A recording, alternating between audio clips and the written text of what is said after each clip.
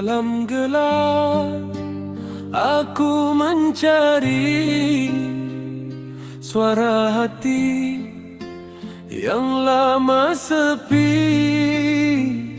Di mana jalan yang kau redai, ya Rabbi?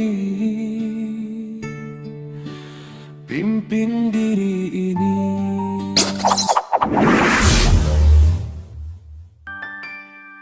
Ku buka lembaran kehidupan penuh luka dan persoalan. Mengapa hati sering kehilangan saat dunia jadi tujuan? Lalu ku dengar suara halus memanggil jiwa yang hampir lupus. Di dalam Fatihah ada cahaya, petunjuk hidup selama ini dicari rupa-rupanya. Ar-Rahman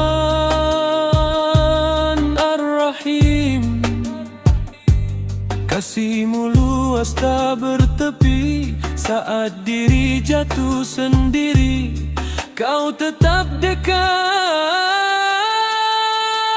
menemani.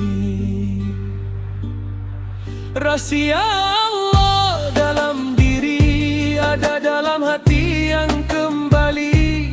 Bila Fatihah menjadi cahaya, terbuka jalan menuju reda. Tunjukkan aku jalan-Mu Tuhan, saat dunia penuh godaan. Dalam sujud dan tangisan, ku temui damai kehidupan.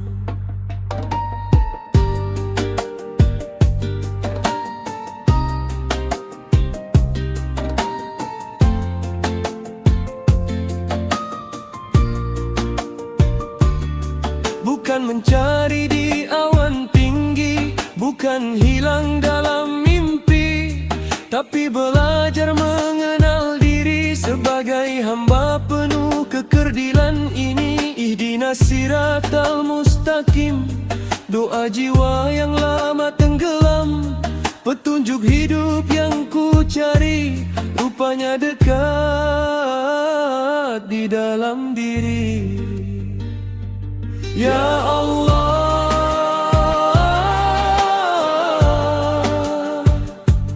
jika langkahku jauh tersasar, tarik hati ini kembali sadar. Jangan biar jiwa terbiar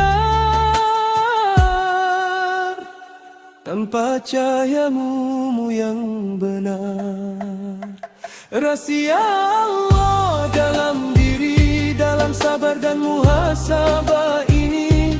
Bila hati mengenal diri, disitulah hadir cinta ilahi. Fatihah jadi pelita hati dalam gelombang hidup ini. Kini ku tahu arah yang pasti menuju-Mu hingga akhir nanti. Di dalam diri ada jalan kembali. Bila hati sujud mencari.